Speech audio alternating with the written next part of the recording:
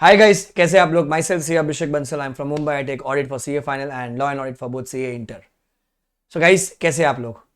आज जो मैं ये वीडियो लेकर आया हूँ, आई होप आप बहुत शानदार होंगे। तैयारी बहुत शानदार चल रही होगी, तैयारी जीत की। आज जो मैं वीडियो आप सबके सामने लेकर आया, बहुत छोटा सा वीडियो, क्रिस्पा वीडियो, इट्स ओनली फॉर छोटा सा गाइडेंस है एमसीक्यू को लेके। सो बहुत सारे बच्चों को दुख होता है, ऐसा स्ट्रेस होता है, ऐसा टेंशन आता है कि एमसीक्यू का क्या करे, कैसे करे, कहाँ से करे, समझ ही नहीं आता। ठीक है। सो छोटा सा वीडियो, फटाफट एक बार इसको देख लीजिए जरा आप लोग। अपने चैनल पर रिविजन आने शुरू हो गए, ऑडिट का डाल दिया है, एफआर के आ गए हैं, एएफएम का भी आ जाएगा। अभी सर ने लाइव ले लिया था, अभी उसको रिकॉर्डिंग में अपलोड हो जाएगा वो भी। ठीक है। अपनी जो वेबसाइट है www.letsindia.in, वहाँ पर आपको फ्री रिसोर्सेज में सबके सुपर 30 सुपर 60 क्वेश्चंस वो हमने बना के डाल दिए हैं। तो आप वहाँ से उसको डाउनलोड कर सकते हैं। You have to just go to the free resources अपनी वेबसाइट पर।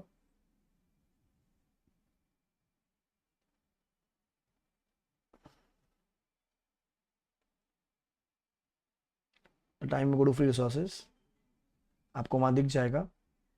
जैसे एसआरई के नोट्स है, एसआरएस के नोट्स है, देन नीचे नीचे आप आओगे, बहुत से नोट्स हैं। जैसे CA final AFM super 60 questions for नवंबर 24, ये इनके क्वेश्चंस हैं यहाँ पर, और ये इसके सोल्यूशन है। Super 30 question CA final audit नवंबर के लिए, और इसी में अभी एफआर का आ जाएगा। वो अप्रूव नहीं हुआ है अभी तक, वो हो जाएगा थोड़ी देर में। एफआर का भी वहाँ दिख जाएगा। ठीक है।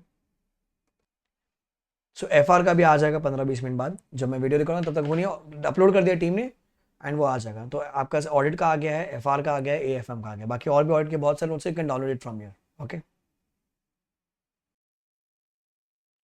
Now, so the website name is www.letslearnindia.in। ठीक है। सामने फोन नंबर पे अगर किसी को कोई हेल्प चाहिए तो आप फोन कर सकते हो।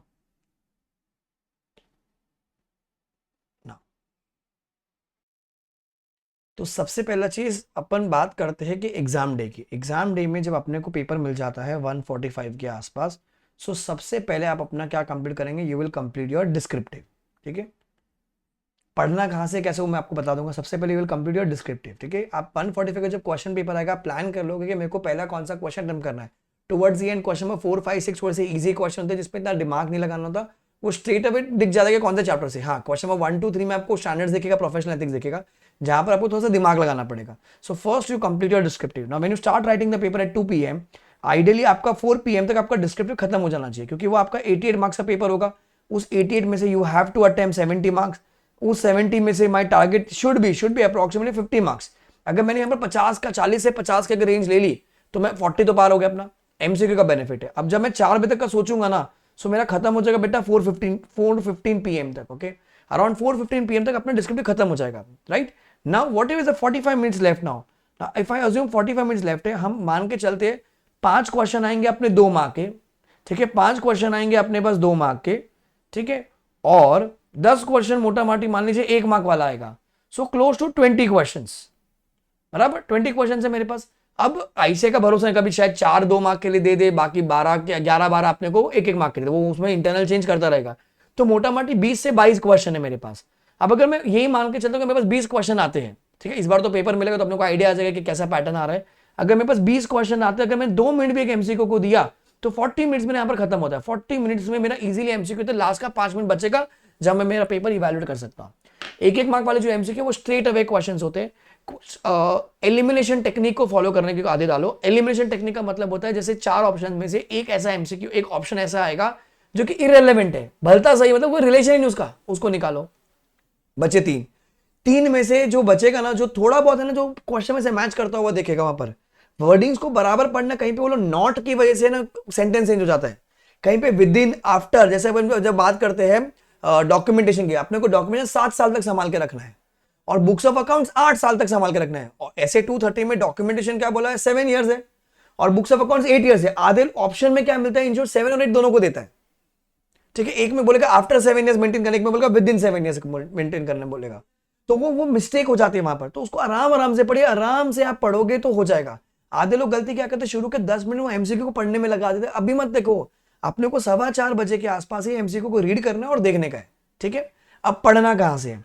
अब हर मॉड्यूल, मतलब मॉड्यूल के अपने हर चैप्टर के पीछे 4-4, 5-5 है। बराबर। जो इंस्टीट्यूट ने बना के दे रखे बड़े वाले एमसीक्यूज, लाइक बड़े वाले एमसीक्यूज, ठीक है, 90% चीजें उसी लाइंस पे आएगी। आई एम नॉट सेइंग वो सेम आएगी। सो जो मॉड्यूल में, मॉड्यूल के जो पीछे दे रखे ना इंस्टीट्यूट ने, मॉड्यूल के बैक में, ठीक है, वो वाले जो एमसीक्यूज, पहले तो पहला प्रायोरिटी आपका वही होगा मॉड्यूल वाला, क्योंकि ऑन द सिमिलर लाइन, जैसे फॉर एग्जांपल डिजिटल ऑडिट का जो एक आंसर है जहां पर वो रैंसमवेयर है, ट्रोजन है, ठीक है, अगर वो चैप्टर खोल के देखोगे उसमें मतलब दिमाग लगाना पड़ेगा अपने को। लगता बहुत ईजी है वो चैप्टर, समझ में आ गया, अच्छी बात है, पर जब एमसीक्यू करोगे उसके लेवल है एमसीक्यू के, वो समझ में क्या, वो फिशिंग कब होता है, व्हीलिंग क्या होता है। जैसे भी साउंड है, जैसे अगर मैं बोलूं फिशिंग, वो अपना किसी ने भी अगर हैक वैक कर दिया तो अगर ईमेल से किया तो स्पूफिंग आएगा, फिशिंग आएगा, विशिंग आएगा, वोकल वाला वी आएगा तो अपना विशिंग आ जाएगा वहां पर। तो कुछ ना कुछ अपने को लॉजिक लगा के चलने पड़ेंगे। तो जो छोटे वाले एमसीक्यू वहां से मैनेज हो जाएंगे, पहला मॉडल वाले। दूसरा आरटीपी उठाइए, कौन सी वाली सर, मई 24 वाली आरटीपी ऑलरेडी अपलोडेड है, नवंबर 24 की आरटीपी अभी इंस्टीट्यूट ने डाली है, बराबर, ये 2 आरटीपी।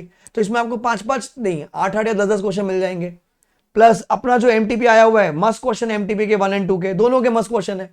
क्यों है क्या है वो आप 17 नवंबर के बाद देख लीजिएगा, एग्जाम के बाद, ठीक है।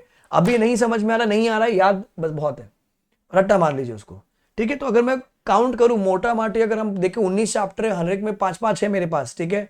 सो करीबन 100 क्वेश्चन मेरे पास यहां हो जाएंगे अप्रोक्सीमेटली, ठीक है। 20 क्वेश्चन मेरे पास यहां पर हो जाएंगे और करीबन 40 क्वेश्चन मेरे पास यहां पर हो जाएंगे। तो ये जो 140 क्वेश्चन का जो पैटर्न बनेगा ना एमसीक्यू का, बॉस इसी लाइंस पे आएगा। I am not saying exactly same आएगा। सी एमसीक्यू को क्रैक करने के लिए आपका कॉन्सेप्चुअल क्लैरिटी बहुत इंपॉर्टेंट है। आप हर चैप्टर के तो मास्टर नहीं हो सकते।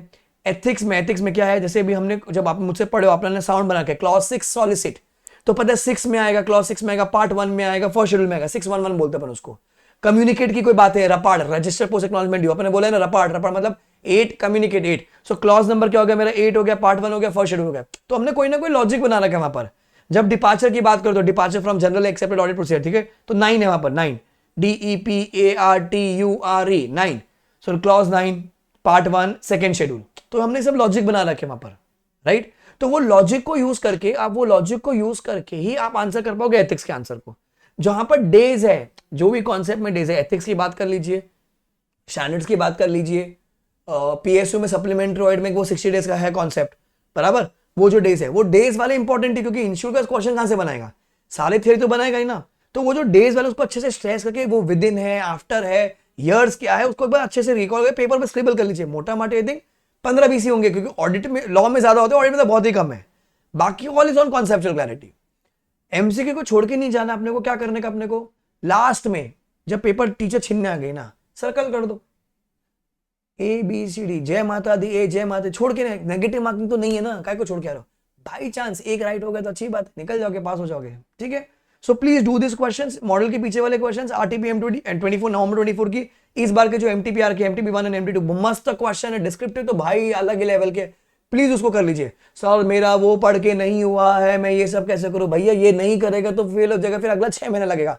रात को 1 घंटा कम सो। अगर आज मैं बोला, आज मैंने वीडियो रिकॉर्ड किया 15 तारीख है, ठीक है, अगर आप देखोगे तो अगर मैंने रोज का एक किया, लाइक फॉर एग्जांपल एक दिन आरटीपी कर ली, एक दिन नेक्स्ट आरटीपी कर ली, एक दिन एमटीपी कर ली, एक दिन दूसरा एमटीपी कर लिया, 4 दिन लगाए मेरे को। मॉडल के पीछे के क्वेश्चन जब रिवीजन कर रहे हो, सेम चैप्टर के साथ ही करते जाइए फटाफट।